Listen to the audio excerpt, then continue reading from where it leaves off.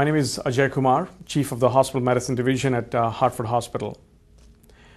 The title of the article is Inflammatory Bowel Disease, Perioperative Pharmacological Consideration, to be published in August 2011 edition of Mayo Clinic Proceedings.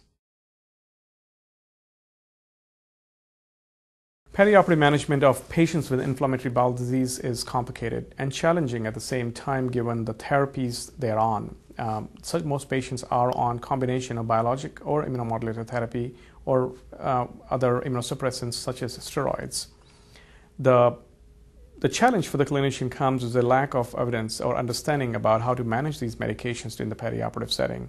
This review article summarizes the evidence available to us to help the clinician make an evidence-based decision. The article covers all aspects of medications which these patients are on and provides some guidance to help manage those patients. Management of such patients require a multifaceted approach. It requires an approach to aim towards reducing morbidity and mortality of such patients. Managing these patients in perioperative setting should be taken into account with idea of reducing the effect of immunosuppression, at the same time preventing the disease recurrence during that time. To our knowledge, this is the first of its kind a review article published looking into the evidence existing from 1960 till April of 2011. We've summarized the data existing and looked into how we can help our clinician make a better decision for their patients. Patients need to engage their providers, especially the primary care physician, gastroenterologist, and surgical colleagues in making a careful decision about management of these medication. Patients should be aware of what medication they're taking when they see their doctor and ask questions regarding how to manage the medication in the perioperative setting to prevent any ill effect. Patients with IBD are often faced with surgical challenge in their lifetime. Given the nature of disease, often the surgical option is a viable option for disease management.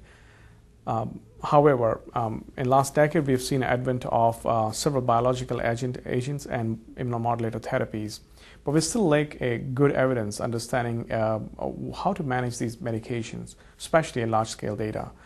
The future studies should be geared towards understanding the effect of these medications in the perioperative setting and understanding how we can reduce the risk for such patients, given they are going to be, unfortunately, on these medications to manage the disease process.